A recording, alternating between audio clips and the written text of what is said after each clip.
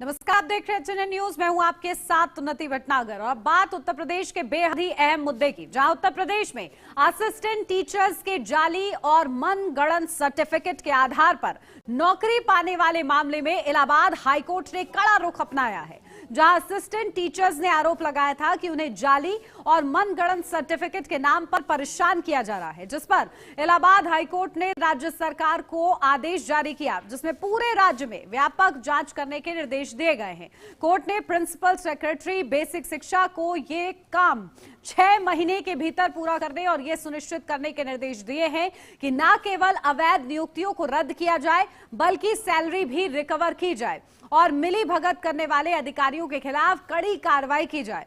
Court ने साफ कहा है कि जाली सर्टिफिकेट पर नौकरी पाने का परेशान करने वाला पैटर्न लगातार बढ़ रहा है और इसे तुरंत रोका जाना चाहिए। इसी के साथ कोर्ट आदेश पारित करते हुए कहा है कि राज्य सरकार की ओर से कई सर्कुलर और निर्देश जारी करने के बावजूद शिक्षा प्रणाली में पारदर्शिता बनाए रखने के लिए जिम्मेदार अधिकारी ऐसी अवैध नियुक्तियों के खिलाफ प्रभावी और समय पर कार्रवाई करने में विफल रहे हैं।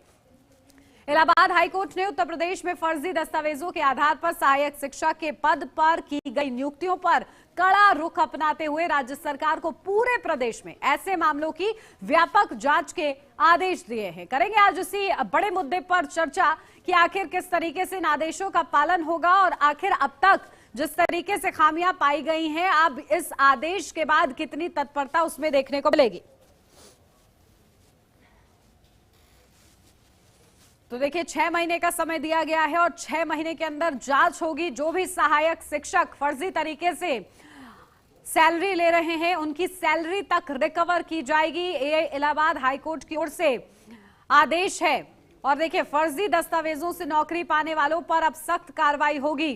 तो इसी खास और अहम मुद्दे पर चर्चा करेंगे। कुछ ही देर में खास मेहमान हमारे साथ मौजूद होंगे, जिनसे जानने का प्रयास कि आखिर सरकार की क्या भूमिका इसमें रही, क्योंकि देखिए लगातार ये कहा जाता रहा है कि पारदर्शी तरीके से भर्तियां होनी चाहिए हर विभाग में, और ऐसे में आखिर इतने बड़े शिक्षा विभाग में इस तरीके से अगर अनियमितताएं हो रही हैं तो ये चिंतन का विषय है, चिंता का विषय है।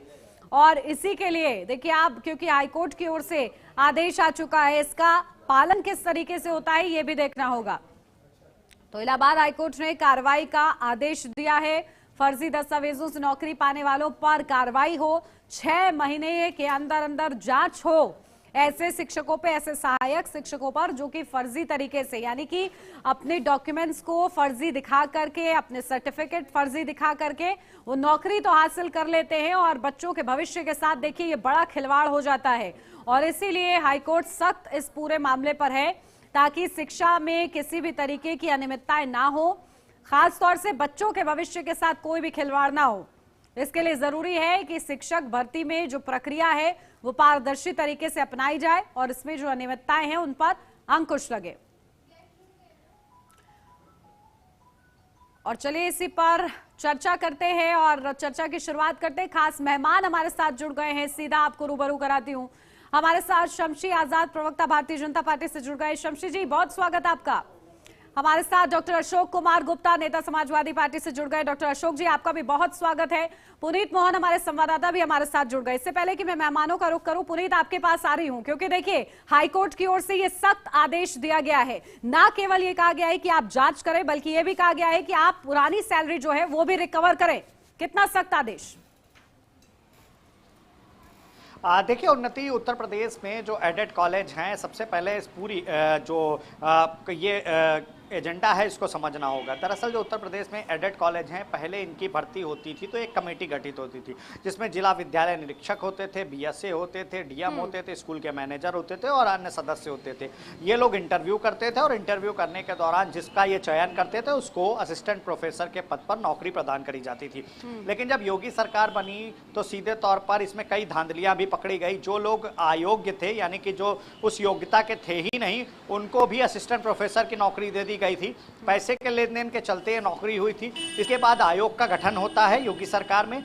इसे सीधे तौर पे सर्विस कमीशन के द्वारा कर दिया जाता है, स्टाफ सर्विस कमीशन के द्वारा, कि अब ये एजुकेशन सर्विस कमीशन से आएंगे, सेवा चयन आयोग से।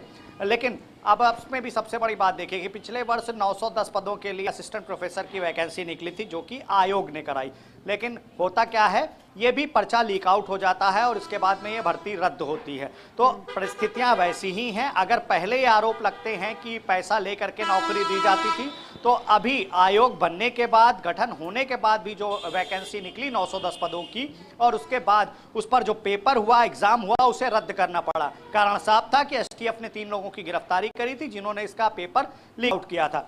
फिलहाल इस मामले को में जो हाईकोर्ट का हस्तक्षेप है वो इस तरीके से है कि असिस्टेंट प्रोफेसर को जितने हैं इनमें ज्यादातर की जब जांच हुई तो इनको सरकार की ओर से नोटिस जारी किया जाता था कि आपके जो दस्तावेज हैं वो पूर्णतया सत्य नहीं है। उसको लेकर के ये लोग हाईकोर्ट जाते थे। बार बार जब ये मामले हाईकोर्ट जाने लगे तो गरिमा सिंह नाम की जो असिस्टेंट प्रोफेसर है, उन्होंने अपनी जो एप्लीकेशन में ये दिखाया कि सरकार लगातार प्रयास कर रही है इस तरीके का कि हमारे जो दस्तावेज हैं उसे फर्जी बताकर हमें परेशान किया जा रहा है। उसको देखते हुए हाईकोर्ट ने सख्त ऑर्डर जारी किया है और साफ तौर पे कहा है कि देखिए 6 महीने के अंदर इसकी पूरी जांच कराइए और अगर ये फर्जी निकलते हैं तो इनके भर्ती केवल रद्द ही मत करिए, बल्कि अब तक जो इन्होंने सैलरी पाई है उसे भी रिकवर कराइए। लेकिन बार बार पेपर जांच के नाम पर असिस्टेंट प्रोफेसर को परेशान नहीं किया जाना चाहिए। जी उन्नति। बिल्कुल, देखिए, और सख्त आदेश है, अब इसका पालन किस तरीके से होता है ये देखना होगा। लेकिन शमशेर जी, आपके पास आ रही हूँ, क्योंकि CM Yogi Adityanath zero tolerance की नीति रखते हैं। भ्रष्टाचार के खिलाफ आयोग बनाया गया, लेकिन बावजूद इसके स्थिति ज्यों की त्यों रही, कोई सुधार नहीं हुआ। पारदर्शी तरीके से अभी भी भर्तियां नहीं हो रही हैं, क्या वजह? देखिए उन्नति जी, जो पूर्व की सरकारें रही उन्होंने छात्रों का भविष्य किस तरीके से अंधकार में डुबोया, ये बिल्कुल साफ समय समय पर उजागर होता रहता है। इन्होंने इस वक्त जो है किताबें रखवा दी थी और बच्चों को जो है हाथों में तमंचे दे दिए थे, हुड़दंगी बना दिया था, उनको उपद्रवी बना दिया था, जिसकी वजह से कहीं ना कहीं उत्तर प्रदेश ही नहीं बल्कि देश के बाहर भी इन लोगों ने जाकर जो अपराध करना शुरू कर दिया था। नकल इस तरीके से होती थी कि पूरे का पूरा ठेका लिया जाता था, पूरे का पूरे स्कूल का ठेका होता था और बच्चे जो है इसी वजह से पढ़ाई नहीं करते थे कि भाई हमारी सरकार है, हम तो कहीं ना कहीं पास ही हो जाएंगे, हमने तो भैया को जो है पैसा दे दिया, हमने तो भैया को जो है रिश्वत दे दी है। और कहीं ना कहीं जो उसमें शिक्षक होते थे वो भी इस तरीके के होते थे कि फर्जी डिग्रियां दिखलाकर, फर्जी, क्योंकि नकल करके वो पास हुए होते थे, कंपटीशन तो बीट कर नहीं सकते थे, तो जातिगत आधार पर उनको कहीं ना कहीं जो प्राथमिकता दी जाती थी, उनसे पैसे लिए जाते थे और उनकी नियुक्ति कर दी जाती थी। उनको शायद ये पता नहीं था कि 2017 में जो परिवर्तन होने वाला है, तो मुख्यमंत्री योगी आदित्यनाथ रूप में जो पारदर्शिता के मामले में, जीरो टॉलरेंस की नीति के मामले में, अपराधियों के मामले में, भ्रष्टाचार के मामले में कतई भी कहीं पर झुकने के लिए तैयार नहीं है। दबाव उनके ऊपर कहीं से नहीं होता, प्रेशर की पॉलिटिक्स वो नहीं करते, ये सबको पता है। शमशेर जी, हाईकोर्ट का जो आदेश आया है वो सुना आपने? जी बिल्कुल सुना है, और हाईकोर्ट ने जो आदेश दिया है उसका इससे क्या समझा आपने? इससे क्या समझा कि अभी पारदर्शी तरीके से भर्तियां हो रही हैं कि नहीं हो रही हैं, क्या समझा? अब हो रही पारदर्शी तरीके से, अब पारदर्शी तरीके से हो रही, लेकिन ये जो नियुक्तियां की गई जिसमें जो फर्जी मार्कशीट का मामला है, ये नियुक्तियां बहुत पहले की रही हैं, ये 2017 के पहले की रही हैं, चाहे वो शिक्षा मित्र के रूप में हो, चाहे असिस्टेंट प्रोफेसर के रूप में, चाहे आपके शिक्षक शिक्षिका के रूप में रही हो। लोगों ने हमेशा जो है फर्जी दस्तावेज दिखाकर के भी जातिगत आधार पर इनको जो प्राथमिकता दी जाती थी, कहीं ना कहीं रिलेशन, कहीं ना कहीं माफियाओं का दबाव, कहीं ना कहीं पैसे की लेन देन, कहीं ना कहीं परिवारवाद की राजनीति को बढ़ावा देने के लिए इनको नौकरियां दी गई। तो जाहिर सी बात है भाई, कभी ना कभी तो जांच होगी, कोई ना कोई तो राज इनका खोलेगा। और जब ये राज खुला है तो लगातार, उसके पहले भी आपने देखा था 2022 में भी जो है कई डिग्रियां इनकी निकली थी, और उनके बाद जो हाईकोर्ट ने सबसे बड़ी बात ये कही कि अब तक उन्होंने जितनी भी सैलरी ली है, जो जनता के पैसे को उन्होंने डकारा है हराम का, उसकी जो रिकवरी होना चाहिए, ताकि जो लोग गलत तरीके से अपनी मार्कशीटें दिखाकर या फर्जी दस्तावेज के आधार पर नौकरियां लेते हैं और जो अभ्यर्थी उनके पात्र होते हैं उनका हक मानने की कोशिश करते हैं, तो आने वाले समय में ऐसा होगा नहीं। ठीक है, आपका ये कहना है कि यानी कि 17 से पहले ही फर्जी तरीके से सहायक शिक्षकों ने एंट्री ली है, उसके बाद ऐसा नहीं हुआ है। ठीक है, डॉक्टर अशोक कुमार जी, आपके पास आ रही हूँ। देखिए, ये कहा जा रहा है कि जब आपकी सरकार थी तब के समय की ये फर्जी भर्तियां हैं, जिस पर अब कोर्ट ने ये आदेश दिया है कि भाई जो भी फर्जी तरीके से आए हैं उनको बाहर का रास्ता दिखाया जाए, उनसे सैलरी रिकवर किया जाए। सबसे पहले भारतीय जनता पार्टी को यूफोबिया हो गया है। केंद्र में कोई काम होता है तो पंडित जवाहरलाल नेहरू ने किया था, यूपी में हुआ है तो माननीय अखिलेश यादव या मुलायम सिंह यादव जी ने किया है। पहले इनसे कहिए कि ये पिक करके आया करें। ये गरिमा सिंह का जो मामला हाई कोर्ट में चल रहा है, उनको नौकरी 2010 में मिली थी, तो थोड़ा कहिए पढ़ लिख करके खाए। ये झूठे लोग हैं। गरिमा सिंह को जो देवरिया की रहने वाली थी वो उनको बीएसए ने निलंबित किया, परेशान किया कि इनका जो है निवास प्रमाण पत्र और एजुकेशनल सर्टिफिकेट फर्जी है। अब आप ये बताइए कि किसी को तो संविधान हाथ में लेने की अधिकार नहीं है। हमारे देश में सबसे बड़ा संविधान है, सबसे ऊपर संविधान है, लेकिन भारतीय जनता पार्टी का नाम बदल करके भारतीय कालनेमी पार्टी रख देना चाहिए। ये पिछले 9 साल से उत्तर प्रदेश में और 12 साल से जो कालनेमी टहल रहे हैं, ये लगातार इनको यूफोबिया हो गया है। बताइए 69,000 शिक्षकों का इन्होंने क्या किया जो आज प्रदर्शन हो रहा है। 910 जो इन्होंने चयन बोर्ड बनाया था, माध्यमिक आयोग जो बनाया था, उसके माध्यम से इन्होंने 910 शिक्षकों की भर्ती क्यों नहीं की? तो इनको काम नहीं करना है, इनको आरोप लगाना है। ये भारतीय जनता पार्टी ना हो करके भारतीय कालनेमी पार्टी हो गई है। और 2027 का चुनाव आ रहा है। 2027 शमशी जी जवाब तैयार रखिएगा मुस्कुराने के साथ साथ। पूरा कीजिए अशोक जी। 2027 का चुनाव आ रहा है, ये सबको उलझाए रखना चाहते हैं। इससे पहले इन्होंने शिक्षा मित्रों को उलझाया, इससे पहले 69,000 छात्रों को देखिए उनको न्याय नहीं मिल रहा, शिक्षकों का न्याय नहीं मिल रहा है, डॉक्टरों को उलझाया, बिजली विभाग को उलझाया, बैंक के कर्मचारियों को उलझाया।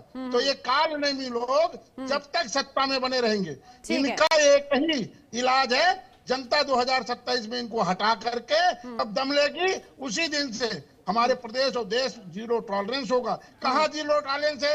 अभी अयोध्या में इनके दो बड़े नेता जो हमारे आदरणीय उप मुख्यमंत्री जी हैं, केशव प्रसाद मौर्य जी, वो मंचा सिंह थे।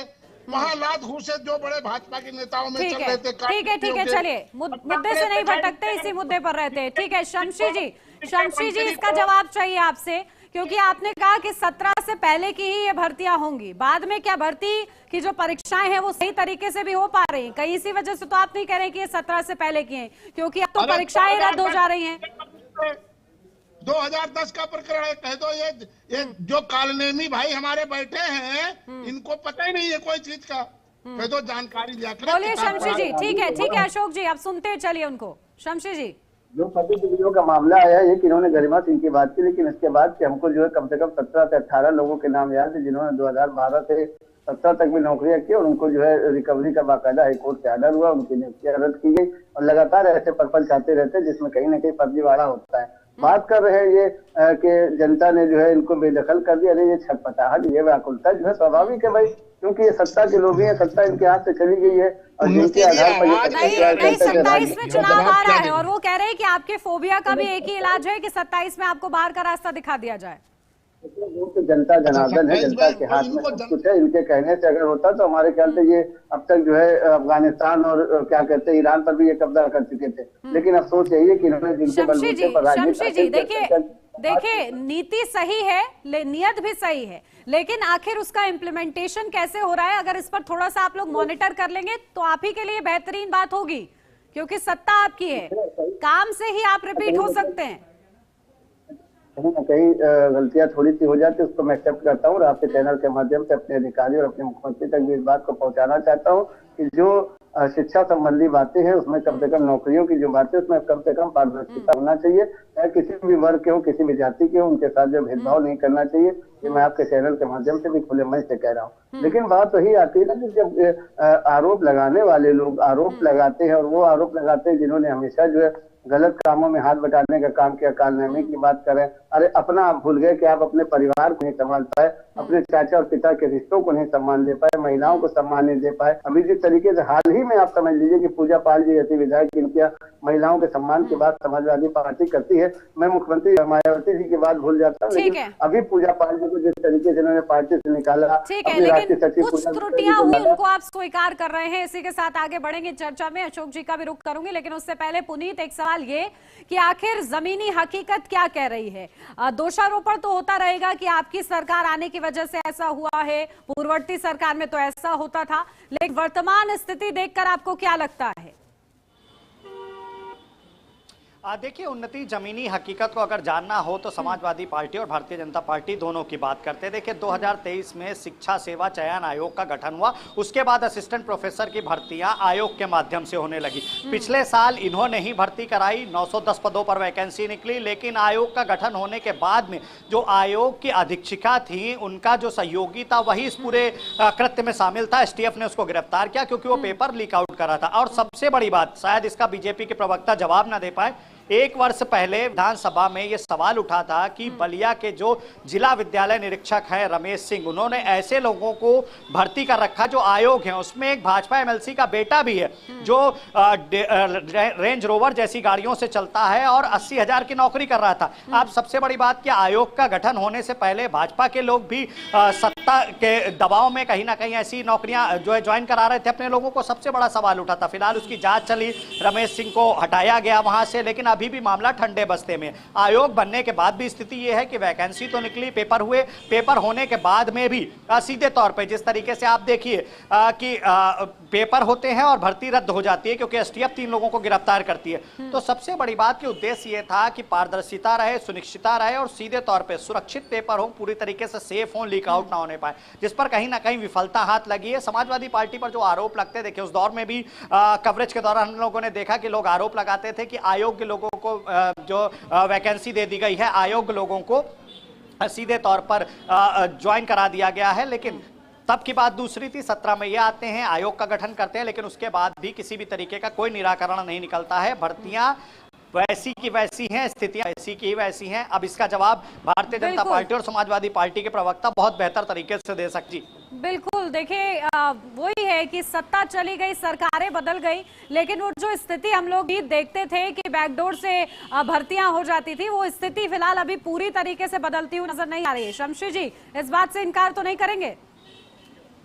नहीं, देखिए कमी जरूर आई है। जो 100% था वो कम से कम ये कि हमने उसको जो है कवर करते करते 80% हमने पारदर्शिता वाला काम किया। 80% आज नियुक्तियां हो, भर्तियां हो, जो कुछ एग्जामिनेशन हो, कंपटीशन हो, बिल्कुल उसमें पारदर्शिता है। और उसकी वजह आपने देखा होगा कि जरा सा भी पेपर लीक अगर होता है या कहीं पर भी ये होता है कि भाई पेपर आउट हो चुका है, लीक हो चुका है, तो उसको जो है फौरन कैंसिल कर दिया जाता है और दोबारा से पेपर तैयार किया जाता है। लेकिन सवाल शमशी जी यहाँ पर ये नहीं है कि लीक होता है तो आप लोग रद्द कर देते हैं। सवाल यहाँ पर ये है कि लीक होता कैसे है। समस्या को समझिए कि समस्या आ कहाँ रही है। जी, जड़ें देखिए मजबूत है। और आपने देखा होगा इसके पहले भी जो पकड़ा गया था वो भी उसी स्टाफ का था और उसको भी पुराना ही कहा जाएगा, क्योंकि पूर्व की सरकारों ने उसको भाई पूरी ताकत दे रखी थी। असिस्टेंट जरूर था, बाबू जरूर था, लेकिन वो काम जो है सारे बड़े करता था। तो अब कहीं ना कहीं उस पर जो शिकंजा कसा गया और आने वाले समय में ये निश्चित है कि अब जो है ऐसी गलतियां नहीं होंगी, क्योंकि उन लोगों को सजा दी गई, उन लोगों के खिलाफ जो कार्रवाई की गई वो कहीं ना कहीं एक मिसाल है, ताकि लोग अपराध न कर सके और छात्रों के भविष्य से खिलवाड़ न कर सके। योगी सरकार हो चाहे मोदी सरकार हो, छात्र के भविष्य को लेकर कहीं ना कहीं जो है बिल्कुल सजेगा। अभी कल ही के बजट में आप देखिए 15,000 स्कूल और 500 बड़े कॉलेज खोलने की बात अगर की गई, तो उससे भी कहीं ना कहीं छात्रों के भविष्य को देखते ही उनके जो भविष्य को मजबूत करने के लिए की गई है। तो भारतीय जनता पार्टी को पता है कि देश का भविष्य जो है नौजवानों के हाथ में है और उनको अगर सही दिशा दी जाएगी तभी भारत जो विकसित भारत बन पाएगा। लेकिन शिक्षा विभाग जैसे क्षेत्र में गलती की गुंजाइश ना के बराबर होनी चाहिए। बच्चों के भविष्य का भी सवाल होता है और बावजूद इसके अगर ऐसी अनियमितताएं एक बार नहीं, 2 बार नहीं, बार बार हो रही है, तो फिर ये सोचने का विषय है। शमशी जी उन्नति जी, बिल्कुल सोचने का विषय है। सरकारें इसके लिए गंभीर भी है और इसके लिए लगातार समय समय पर जो है कैबिनेट की बैठक होती रहती है, सचिव और प्रमुख सचिव की बैठक भी होती रहती है कि शिक्षा के स्तर में सुधार किया जाए, छात्रों के भविष्य को जो उज्जवल बनाया जाए, ताकि जो आने वाला समय, क्योंकि छात्र अगर कहीं से कमजोर रहेंगे जैसे पूर्व की सरकारों ने किया, और यही वजह रही कि जब बीच में पास आउट हुए बच्चे जब कंपटीशन के लिए कहीं जाते थे तो उनको नौकरी नहीं मिलती थी। लेकिन अब यह है कि कम से कम मेहनत करने के बाद उनका जो परिणाम आ रहा है उनसे कहीं ना कहीं उनको बाहर की कंपनियां और बाहर से ऑफर, और यहाँ पर भी चाहे IT सेक्टर हो चाहे शिक्षा का कोई भी क्षेत्र हो, तो अब जो है उनके प्रतिबद्धता और प्रतिशत जो है वो उसमें ग्राफ में जो है उछाल जरूर है। ये कहीं ना कहीं ये योगी सरकार और मोदी सरकार का जो लगातार मिशन चल रहा है उसके तहत कहीं ना कहीं उनको फायदा पहुंचा। और देखिए सबसे बड़ी बात यह है कि यहाँ परिवारवाद की बात नहीं होती, यहाँ राष्ट्रवाद की बात होती है। जहाँ परिवारवाद होता है वहाँ गड़बड़ियाँ जरूर होती है, भ्रष्टाचार जरूर होता है। जहाँ राष्ट्रवाद बात होती है वहाँ सब एक बराबर है, सबका साथ, सबका विकास और सबको समान। ठीक है, आप लोग इसी की बात करते हैं, इसीलिए पूछा जा रहा है कि जब नीति और नियत साफ है तो फिर यहाँ पर गलती कहाँ पर हो रही है। ठीक है पुनीत, आपके पास आ रही हूँ। पहले तो ये बताइए कि कोर्ट की ओर से क्या कुछ टिप्पणियां की गई उसको कोर्ट कीजिए, और साथ ही साथ अब जो ये कहा गया है कि 6 महीने के अंदर जांच होगी, उसकी क्या प्रक्रिया रहने वाली है? देखिए सीधे तौर पे उन्नति, जब टीचरों के जो प्रमाण पत्र थे, जो उनकी डिग्रियां थी, उसको लगातार नोटिस दिया जाने लगा सरकार के द्वारा, उसे चैलेंज किया जाने लगा, तो टीचर्स हाई कोर्ट का रुख करते हैं। ऐसे में जब लगातार मामले बढ़ने लगे तो हाई कोर्ट ने इसमें तल्ख टिप्पणी करी है। हाई कोर्ट का साफ तौर पे कहना है कि 6 महीने के भीतर आप सीधे तौर पर इसकी विस्तृत जांच कराइए, और जिनकी भी नियुक्ति के दौरान में उनके पत्र फर्जी पाए जाएं, उनकी भर्ती को न केवल रद्द करिए बल्कि अभी तक उन्होंने जितनी सैलरी पाई है उसको भी रिकवर करिए, लेकिन फर्जी पत्र और फर्जी नियुक्ति के आधार पर लोगों को परेशान करना बंद करिए। देखिए आयोग का गठन होने से पहले उन्नति 2023 में आयोग का गठन हुआ है, शिक्षा सेवा चयन आयोग का, और उससे पहले चाहे वो समाजवादी पार्टी की सरकार रही हो, सत्ता के दबाव में और पैसे के दम पर लोगों को नौकरियां दी जाती थी, तो भारतीय जनता पार्टी में भी हुआ है। देखिए मेरे मोबाइल में जो लेटर है जिसका भी मैं जिक्र कर रहा था कि ये बात विधानसभा में उठी थी और समाजवादी पार्टी के विधायक ने उठाई थी। रेवती इंटर कॉलेज बलिया का है, और इसमें जो उत्कर्ष सिंह हैं उनको टीचर के तौर पे दिखाया गया है। उत्कर्ष सिंह विधानसभा चुनाव लड़ने की तैयारी कर रहे हैं और भाजपा एमएलसी रविशंकर सिंह पप्पू के बेटे हैं। अब ऐसे में ये रेंज रोवर गाड़ियों से चलते हैं, राजनीतिक मंचों पे देखे जाते हैं, और इसके अलावा इनका नियुक्ति पत्र देखिए कि सीधे तौर पर इनको वैकेंसी दी गई। अगर आरोप समाजवादी पार्टी के ऊपर है कि उन्होंने पैसे के दम पर, सत्ता के बल पर अपने लोगों की नौकरियां लगवाई, तो भारतीय जनता पार्टी में भी आयोग बनने से पहले ये हुआ, और आयोग बनने के बाद भी जो वैकेंसी निकली वो पूरी तरीके से संपूर्ण नहीं हो पाई, क्योंकि जो अधीक्षिका थी उन्हीं का सहयोगी पेपर लीक आउट करता है। 30 से 35 लाख रुपए में पेपर बेचे जाते हैं। एसटीएफ जांच करती है, गिरफ्तारी होती है, और जिन लोगों ने परीक्षा दी, जिनका रिजल्ट आना था जनवरी में, उससे पहले परीक्षा रद्द कर दी जाती है। अब पुनः परीक्षा होगी। अगर ऐसे ही बार बार परीक्षाएं रद्द होंगी या मामला कोर्ट में रहेगा तो जो लोग नौकरियों की तैयारियां कर रहे हैं आखिर उनका क्या होगा। जी बिल्कुल, और देखिए शमशीर जी, आपने सुना ही होगा पुनीत को।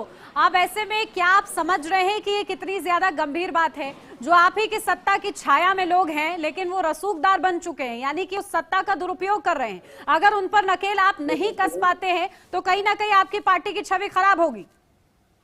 देखिए पुनीत जी, और आप जो है बड़े मीडिया से और देश में निगाह भी रखती है, लेकिन उन्होंने एक मिसाल दी है, और हमको जहाँ तक पता है कि 2012 से 2017 तक की जांच में कम से कम 17 नियुक्तियां तो ऐसी है कि जो उसी समय की गई थी, और वो जो है बिल्कुल ही फर्जी निकली थी।